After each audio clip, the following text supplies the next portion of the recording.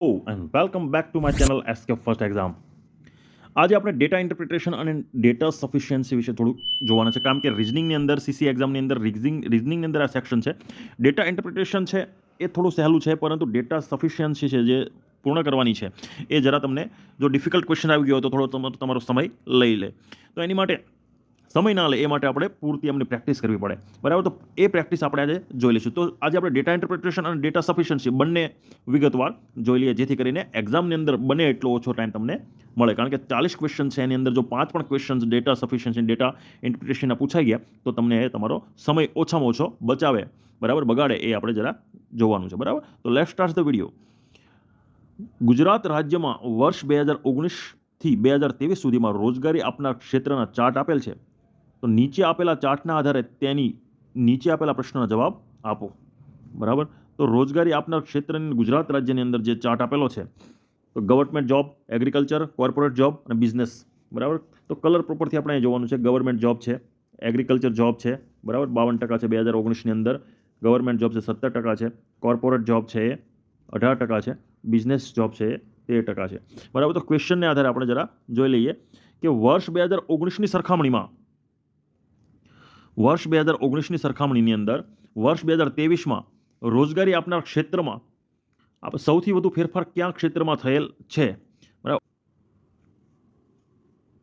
આ 2019 અહીંયા છે, બરાબર. 2019 છે અને 2023 આ 2023, બરાબર. તો રોજગારી આપવામાં સૌથી વધુ ફેરફાર કયા ક્ષેત્રમાં થયેલ છે? જો 19થી પછી જો ફેરફાર થયેલો હોય તો કયા ક્ષેત્રની અંદર ફેરફાર થયેલો છે સૌથી વધુ, બરાબર. તો 17% ગવર્મેન્ટ જોબમાં હતા, બરાબર. 25% વધારો થયો, 25% થયા, 23% થયા, 18% થયા, 15% થયા, બરાબર. તો ગવર્મેન્ટ જોબની અંદર ખાસ ફેરફાર થયો નથી.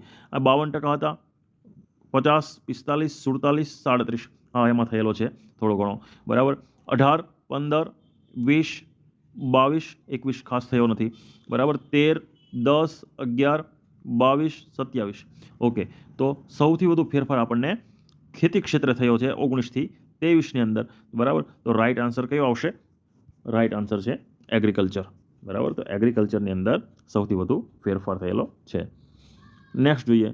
વર્ષ 2020થી વર્ષ 2023 સુધી કયા ક્ષેત્રની રોજગારી આપવામાં સતત વધારો થતો રહ્યો છે, બરાબર. વર્ષ 2020થી વર્ષ 2023 સુધી કયા ક્ષેત્રની રોજગારી આપવામાં સતત વધારો થતો રહ્યો છે, બરાબર. તો અહીંયા 20 અને 23 બંને આપેલું છે, બરાબર. તો ખેતી આપણે આમાંથી બાદ કરી દઈશું, કારણ કે ખેતીનો ગ્રાફ છે એ નીચો જાય છે, બરાબર. ખેતીનો ગ્રાફ સદંતર નીચે આવતો રહ્યો છે, બરાબર. હવે આપણે તો ખેતી એમાંથી નીકળી ગયું, એગ્રીકલ્ચર નીકળી ગયું, બરાબર. તો ગવર્મેન્ટ જોબ જોઈએ કે 2020થી આપણને કીધું છે વધારો થતો આવ્યો, બરાબર. 25, 23 તો આમાં ઘટાડો થાય છે, બરાબર. ગવર્મેન્ટ જોબની અંદર પણ ઘટાડો જોવા મળે છે, બરાબર. પણ એટલે એ બી આવશે નહીં, કે 2 નીકળી ગયા. ત્રીજું છે આપણી પાસે કોર્પોરેટ જોબ, બરાબર. 15થી 11% પછી વધારો થયેલો છે, બરાબર. એક વધારો થયેલો છે, બરાબર. પરંતુ શરૂઆતમાં ઘટાડો થયેલો છે એટલે એ બી નીકળી ગયું. તો આપણી પાસે બિઝનેસ એક વધ્યું છે, જોઈ લઈએ. 2020માં 10 હતું, 2010ની અંદર 10, 11, 22 અને 27, તો એમાં સતત વધારો થતો રહેલો છે. તો રાઈટ આન્સર છે બિઝનેસ, ઓકે. Next question. વર્ષ 2022ની સરખામણીમાં વર્ષ 2023માં રોજગારી ક્ષેત્રે કોર્પોરેટ જોબ અને બિઝનેસ મળી કેટલા ટકા ફેરફાર નોંધાયો છે? ક્વેશ્ચન છે, બરાબર. વર્ષ 2022 આપણી પાસે છે, ઓકે, મળી ગયો. અને સરખામણીમાં વર્ષ 2023માં વર્ષ 2023ની અંદર રોજગારી ક્ષેત્રે કોર્પોરેટ જોબ અને બિઝનેસ મળી કેટલા ટકા ફેરફાર નોંધાયો છે, બરાબર. તો આપણે બે છે કોર્પોરેટ જોબ અને બિઝનેસ, બરાબર. તો 20 અને 22 કેટલા ટકા થયા? 20 અને 22 42% ફેરફાર, બરાબર. અને અહીંયા 21 અને 27 48% થયું, બરાબર. તો કેટલા ટકા ફેરફાર નોંધાયો છે એ જોઈ લો, બરાબર. આપેલો નથી, બરાબર. 8ની જગ્યાએ આપણે 6% લેવાના છે, બરાબર. કારણ કે વર્ષ 2019ની સરખામણીમાં વર્ષ 2023માં રોજગારી ક્ષેત્રે કયા ક્ષેત્રમાં 15% ઘટાડો નોંધાયો છે અને 14% વધારો નોંધાયો છે? વર્ષ 2019ની સરખામણીમાં વર્ષ 2023ની અંદર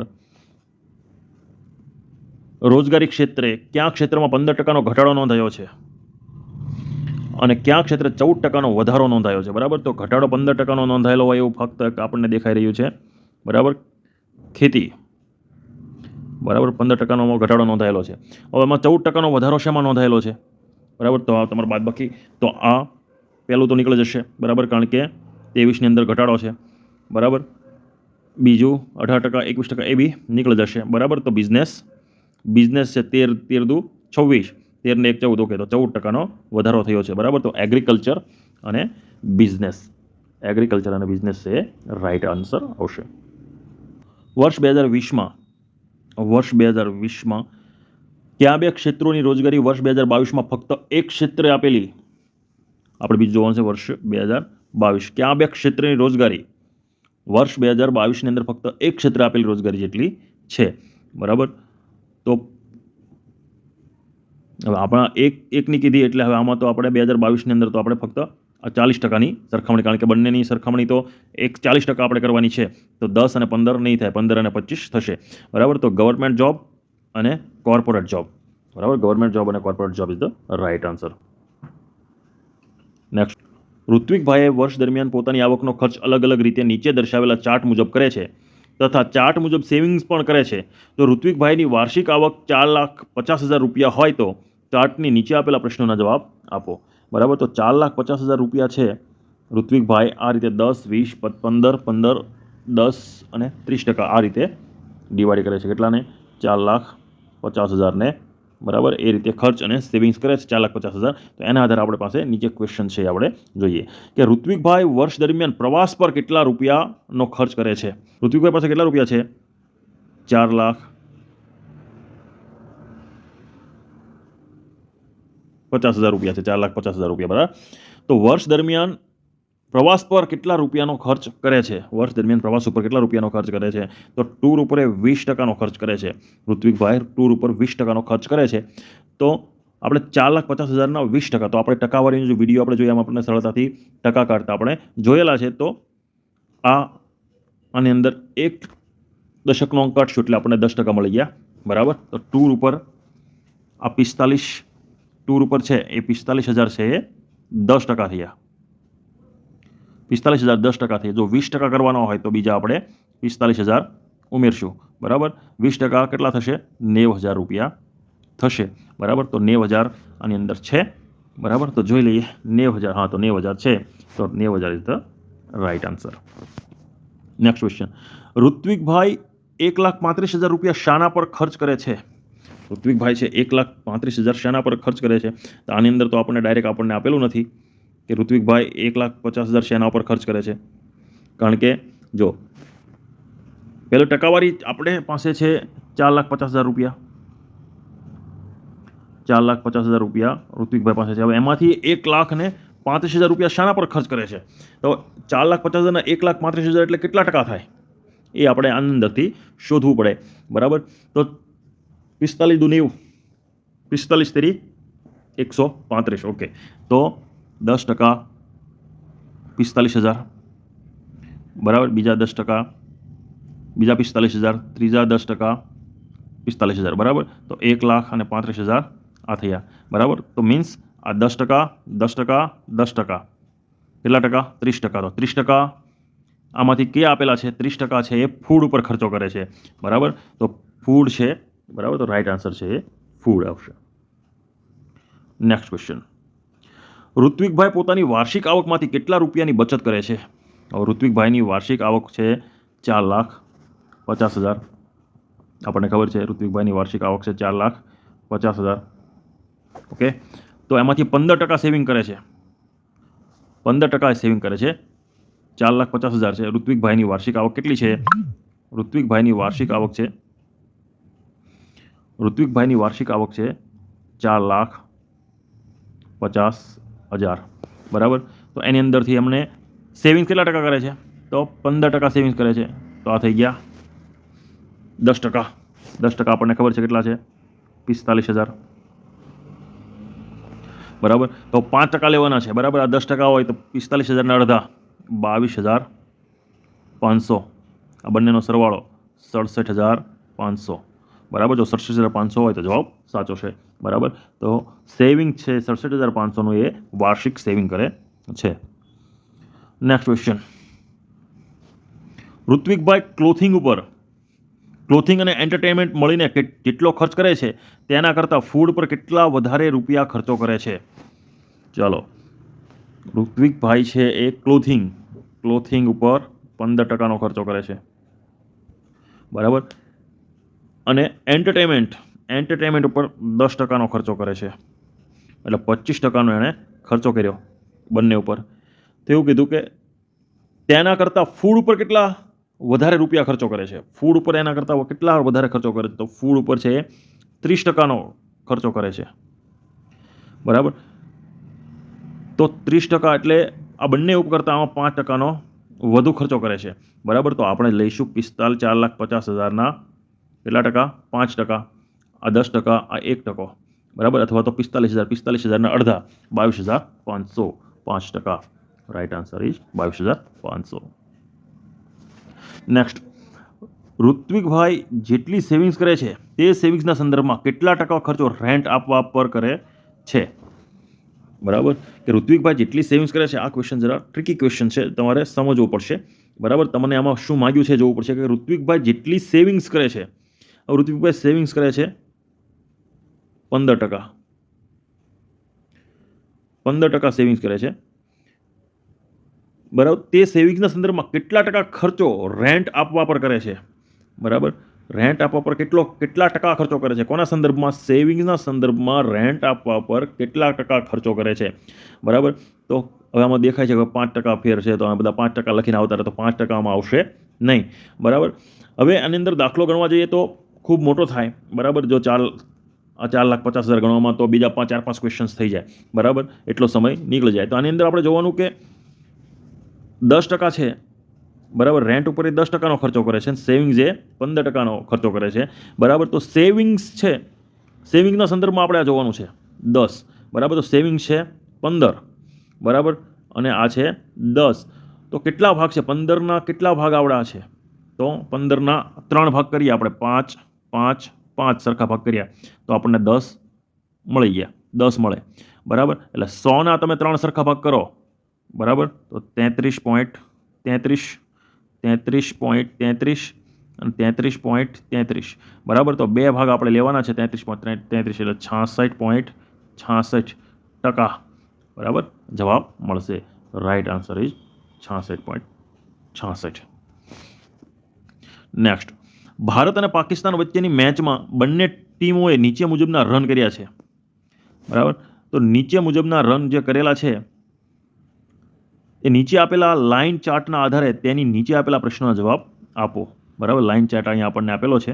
બરાબર. અભ્યાસ કરી લેવાનો કે એને આધારે આપેલા પ્રશ્નનો જવાબ તમારે દેવાનો છે. તો પહેલો પ્રશ્ન કે ભારતની ટીમ દ્વારા કુલ 50 ઓવરમાં કેટલા રન કરવામાં આવ્યા છે? ભારત દ્વારા. બરાબર. તો ભારતની લાઇન આ છે. બરાબર. તો ભારત દ્વારા કુલ 50 ઓવરમાં કેટલા રન કરવામાં આવ્યા છે? ખૂબ જ સરળ જવાબ છે 50 રન ઓવરની અંદર. Right answer is 305. બીજો ક્વેશ્ચન. બીજો ક્વેશ્ચન. પાકિસ્તાન ટીમ કરતાં ભારતની ટીમ દ્વારા 50 ઓવરમાં કેટલા વધુ રન કરવામાં આવ્યા હતા? બરાબર. ખૂબ આ પણ સરળ છે કે ભાઈ 50 ઓવરની અંદર પાકિસ્તાન દ્વારા ભારત દ્વારા પાકિસ્તાન ટીમ કરતાં કેટલા વધુ રન કરવામાં આવ્યા છે? 200 બાદબાકી કરી નાખવાનો. 15માંથી 7 જાય તો 8 ને 7 15. બરાબર. 9માંથી 4 જાય તો 5. બરાબર. તો રાઈટ આન્સર ઇઝ 58. 58 રન છે એ વધુ કરવામાં આવ્યા છે. નેક્સ્ટ. પ્રથમ 10 ઓવરમાં કઈ ટીમ દ્વારા કેટલા વધુ રન કર્યા હતા? પ્રથમ 10 ઓવરની અંદર કઈ ટીમ દ્વારા કેટલા વધુ રન કરવામાં આવ્યા હતા? તો પ્રથમ 10 ઓવર આપણે જોવાની કે આ 10 ઓવર અહીંયા છે. બરાબર. ભારત દ્વારા કરવામાં આવ્યા છે 55 રન અને પાકિસ્તાન દ્વારા કરવામાં આવે છે 105 રન. બરાબર. તો પાકિસ્તાન તો એક ક્વેશ્ચન આવી ગયો. બરાબર. તો પાકિસ્તાન દ્વારા છે એ 50 રન ભારત કરતાં વધુ કરવામાં આવ્યા છે. તો રાઈટ આન્સર ઇઝ 50 રન. ભારતની ટીમ દ્વારા 20 ઓવરથી 30 ઓવરની 10 ઓવરમાં કેટલા રન કર્યા છે? ભારત દ્વારા છે 20 ઓવરથી 30 ઓવરમાં બરાબર કેટલા રન કરવામાં આવ્યા છે? તો ભારત છે એને 110 રન હતા 20 ઓવરની અંદર, બરાબર, અને 30 ઓવરમાં એના થઈ ગયા 217 રન, બરાબર. તો કેટલા રન વધુ કરવામાં આવ્યા?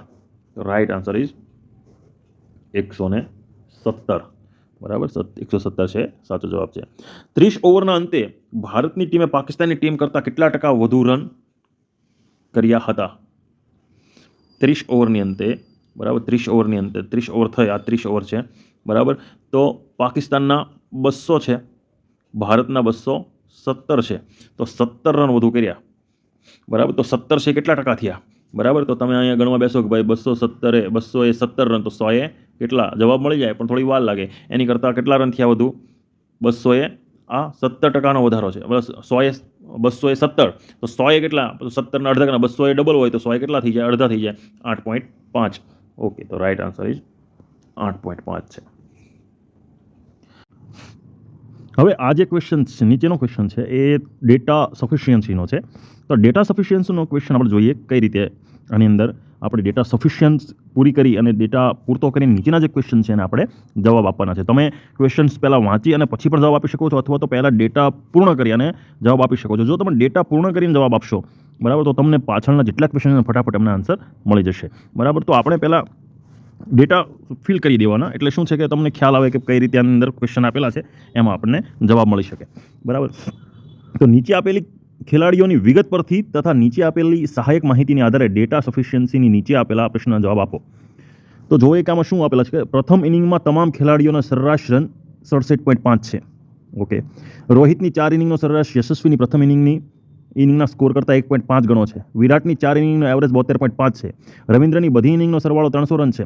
તમામ ખેલાડીઓએ પહેલી ઇનિંગમાં જેટલા રન કર્યા છે તેના કરતાં બીજી ઇનિંગની અંદર 10 રન ઓછા કર્યા છે. યશસ્વીએ તેની ચોથી ઇનિંગમાં વિરાટની ચોથી ઇનિંગ કરતાં 22.5% રન વધુ કર્યા છે.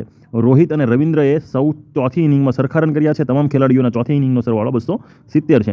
એની નીચે આપેલો છે આવડા કોષ્ટક, બરાબર. આ માહિતીના આધારે નીચેના પ્રશ્નો છે કે વિરાટ દ્વારા સૌથી ઓછા રન કઈ ઇનિંગમાં કરવામાં આવ્યા છે. તો આની અંદર ફક્ત બે જ આપણને માહિતી અત્યારે આપેલી છે, 80 અને 80. હવે બાકીની બધી પૂર્ણ કરવાની છે, તમને ક્વેશ્ચન્સનો જવાબ તમારે શોધવાના છે. તો આપણે માહિતીને પહેલાં એક જોઈ લઈએ, બરાબર, અને ડેટાનો ફિલ કરતા જઈએ કે પ્રથમ ઇનિંગમાં તમામ ખેલાડીઓનો સરેરાશ રન 67.5 છે, બરાબર. તો ફર્સ્ટ ઇનિંગ છે, બરાબર, આ ફર્સ્ટ ઇનિંગ છે, એમાં આપણને સરેરાશ છે 67.5, પણ 67.5નું અત્યારે આપણે કંઈ કામ છે નહીં, કારણ કે એની અંદર હજી બે માહિતી ઘટે છે, બરાબર, યશસ્વીની અને રવિન્દ્રની, અથવા તો એક માહિતી ઘટે છે, બરાબર. એને આધારે આપણે પછી જો મળી જાય તો આપણે બાકીની શોધી શકીએ. અત્યારે આપણે એને સાઈડમાં રાખશું, બરાબર. બીજી છે કે રોહિતની 4 ઇનિંગનો સરેરાશ યશસ્વીની પ્રથમ ઇનિંગના સ્કોર કરતાં 1.5 ગણો છે, બરાબર. તો આની અંદર આપણે જોઈએ રોહિતની આપણે ઇનિંગ જોઈએ કે રોહિતની 4 ઇનિંગનો સરેરાશ, હવે રોહિતની 2 ઇનિંગ ઘટે છે, બરાબર, એ બી અત્યારે ખાલી રાખશું.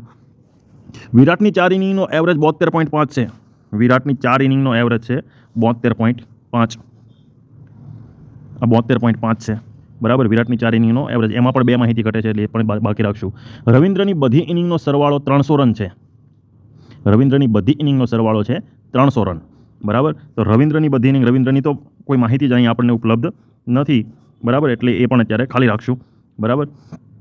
તમામ ખેલાડીઓ એ પહેલી ઇનિંગમાં જેટલા રન કર્યા હતા તેના કરતાં બીજી ઇનિંગમાં 10 રન ઓછા કર્યા છે. હવે ધીમે ધીમે આપણને મળવા લાગશે, બરાબર. હવે જો વિરાટે આપણને, હવે આ આપણને માહિતી મળી છે કે વિરાટના એક આપણને મળી ગઈ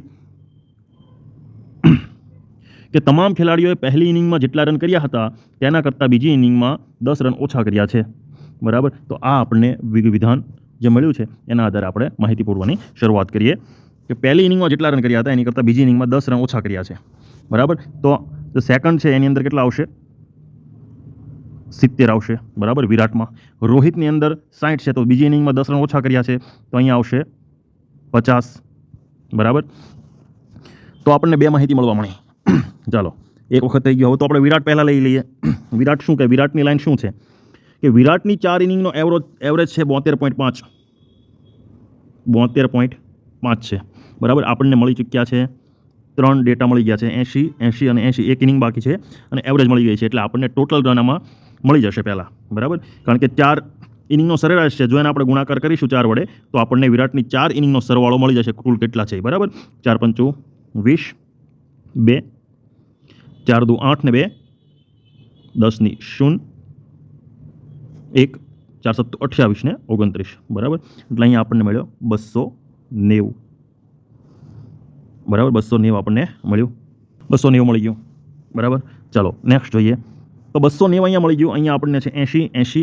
તો વિરાટમાં આપણને મળી ગયો ટોટલ 4 ઇનિંગનો સરવાળો આપણને મળ્યો છે 290 રન, બરાબર.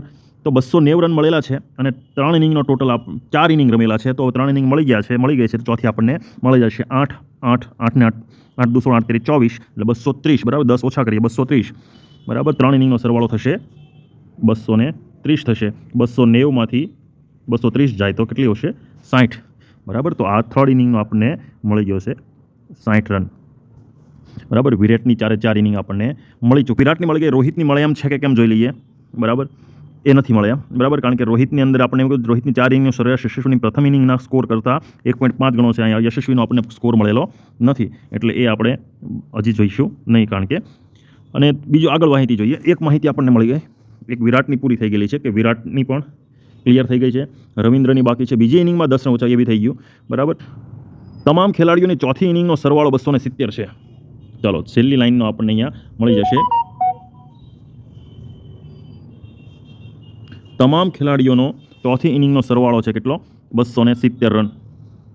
તો ચોથી ઇનિંગ અહીંયા છે. ચોથી ઇનિંગનો સરવાળો છે 270 રન છે, બરાબર. ઓકે. બીજું કે છે યશસ્વીએ તેની ચોથી ઇનિંગમાં વિરાટની ચોથી ઇનિંગ કરતાં 22.5% વધુ રન કર્યા છે. આ બી મળી જાય. ચોથી ઇનિંગને આપણે લઈએ છીએ તો વિરાટની ચોથી ઇનિંગ છે 80, બરાબર. અને યશસ્વીએ એની ચોથી ઇનિંગની અંદર વિરાટની ચોથી ઇનિંગ કરતાં 22.5 રન વધુ કર્યા છે. વિરાટે રન કર્યા છે 80 એની ચોથી ઇનિંગની અંદર. 4th ઇનિંગમાં વિરાટે 80 રન કર્યા છે. તો યશસ્વીએ એની કરતાં 22.5% રન વધુ કર્યા છે. તો 80ના 20%, એટલે આપણે 22.5% કાઢવાના છે, બરાબર. 22.5% કાઢવાના હોય તો આપણે પહેલાં 20% કાઢી લઈએ.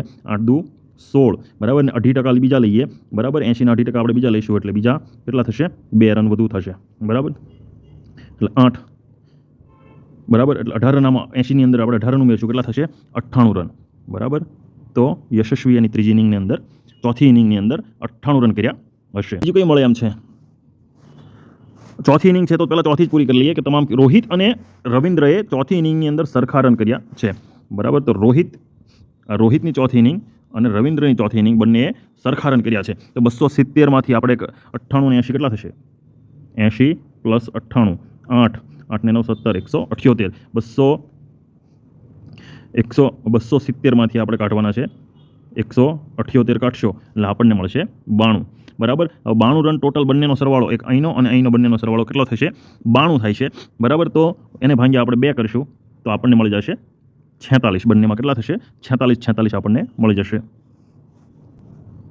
તો બંને જગ્યાએ આપણને મળ્યા અહીંયા 46 અને રોહિત રવિન્દ્રએ પણ કેટલા કર્યા હશે? 46. બંને જગ્યાએ 46 કરેલા છે. ઓકે. તો 4 ઇનિંગ પૂરી થઈ ગઈ, 1 ઇનિંગ પૂરી થઈ ગઈ. તો વિરાટ અને 4th ઇનિંગના બધા માર્ક્સ મળી ગયા છે, બરાબર. તો એ જ રીતે આપણને જે રોહિતની પણ 4 ઇનિંગના મળી જશે. કારણ કે 60, બરાબર. 60 ને 60 120, બરાબર. એને 50 170 અને 46, બરાબર. 6, 5 ને 2 7 ને 4 11, 216, બરાબર.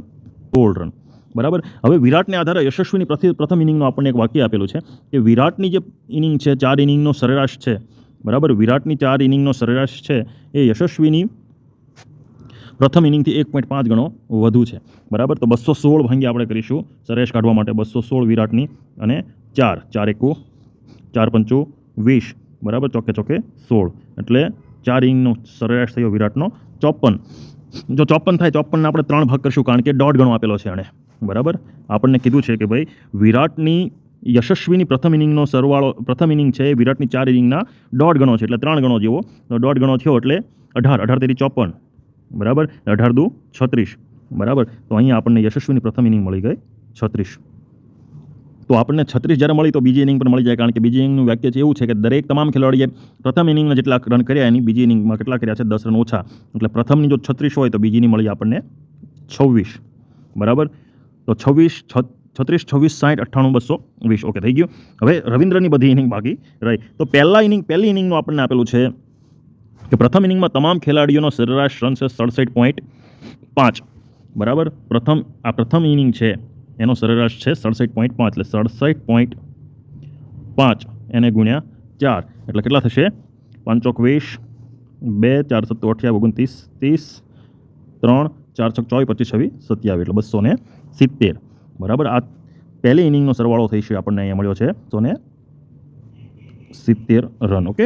તો હવે રવિન્દ્રની આપણે બાકી રહી એક ઇનિંગ, બરાબર. ત્રણેયનો સરવાળો 270 માંથી માઇનસ ચોથી ઇનિંગ કરીશું એટલે આપણને મળી જશે 8, 80 અને 60, 8 ને 14, 140 ને 36, 140 અને 36 કેટલા થશે?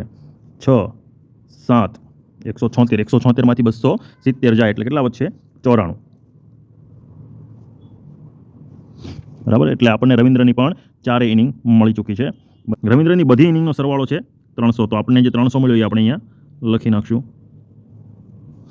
300 બાકી છે. તો રવિન્દ્રની 4 ઇનિંગમાંથી 2 ઇનિંગ બાકી હોય તો આપણી પાસે રવિન્દ્રના 94 રન આપેલા છે. તો બીજી ઇનિંગની અંદર જે વાક્ય છે કે પહેલી ઇનિંગ કરતાં બીજી ઇનિંગમાં 10 રન ઓછા કર્યા છે, તો 94 અહીંયા થઈ જશે કેટલા? 84, બરાબર. હવે આપણને મળી ગઈ છે 3 ઇનિંગ રવિન્દ્રની મળી ગઈ છે. કઈ કઈ છે? 94, 84 અને 46, બરાબર. તો 300 માંથી આપણે આટલા રન કેટલો ટોટલ થશે? 4 ને 4 8 ને 6 14 વધી 1, બરાબર. 8 ને 4 12 ને 8 ને 4 12 ને 13, 13 ને 7 20, 20 ને 2 22, 224. તો 224 માંથી કેટલા જાય? 300 માંથી 224 જશે એટલે કેટલા થશે? 76 રન, 76 રન, ઓકે. હવે બધી ઇનિંગ આપણને મળી ગઈ છે અને બધાનો સરવાળો ખાલી ઉપર સરવાળો કરી નાખવાનો, ટોટલ કેટલો થશે એ જોઈ લઈએ. તો એનો સરવાળો કરું 4 10 ની 0 વધી 1, બરાબર. 8 ને 2 10, 10 ને 5 15 ને 7 22 ને 1 23, 230 રન બીજી ઇનિંગનો સરવાળો તમામનો છે, બરાબર. થર્ડ ઇનિંગમાં 60 60 70 18, બરાબર. 180 એટલે 6, 18 ને 7 25, 256, બરાબર. આ ત્રણેયનો સરવાળો ઉપર ત્રણેયનો સરવાળો કેટલા થશે? આ ત્રણેયનો 4 ઇનિંગનો ટોટલ આપણે કેટલા થશે? 1000 ને. તો આપણને જેટલી માહિતી મળી એ મેં અહીંયા PDF ફોર્મમાં ભરી લીધેલી છે, બરાબર. જેટલી આપણને માહિતી ઉપલબ્ધ થઈ એ તમામ આપણે PDF ફોર્મમાં અહીંયા આપણે પાસે ઉપલબ્ધ છે, બરાબર, ભરી લીધેલી છે. જે આપણે હવે એને આધારે ક્વેશ્ચનને આપણે જોઈ લઈએ. પહેલો ક્વેશ્ચન, વિરાટ દ્વારા સૌથી ઓછા રન કઈ ઇનિંગમાં કરવામાં આવ્યા છે? વિરાટ દ્વારા સૌથી ઓછા રન કઈ ઇનિંગની અંદર કરવામાં આવ્યા છે? બરાબર. તો ત્રીજી ઇનિંગની અંદર, કારણ કે ત્રીજી ઇનિંગની અંદર કેટલા રન છે? 60 રન છે. ત્રીજી ઇનિંગની અંદર કેટલા રન છે? ત્રીજી ઇનિંગની અંદર એમને કેટલા રન કરેલા છે? 60 કરેલા છે, બરાબર.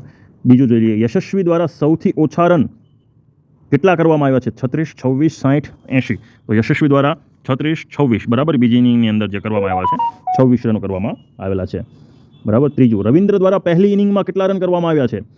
50, 94, 46, 38, બરાબર. પહેલી ઇનિંગની અંદર 94 કરવામાં આવ્યા છે, બરાબર. તો રાઈટ આન્સર ઇઝ 94. ચોથું, રોહિત દ્વારા કરવામાં આવેલા કુલ રનનો સરવાળો કેટલો છે? તો રોહિત દ્વારા આપણને મળ્યો છે કુલ રનનો સરવાળો છે 216 છે, ઓકે. તો રાઈટ આન્સર ઇઝ 216. નેક્સ્ટ, તમામ ખેલાડીઓએ મળીને ત્રીજી ઇનિંગમાં કુલ કેટલા રન કર્યા છે? 256, 260, 290, 281.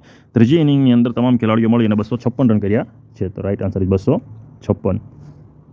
નેક્સ્ટ, તમામ ખેલાડીઓ મળીને કુલ 4 ઇનિંગમાં કેટલો ટોટલ રન કર્યા છે? 150, 126, 1035. ધ રાઈટ આન્સર ઇઝ 1026 આપણને મળેલા છે, બરાબર. 1026 એટલે રાઈટ આન્સર છે 1026, બરાબર. તો આ વિડીયોમાં એટલું જ. મળીશું નવા વિડીયો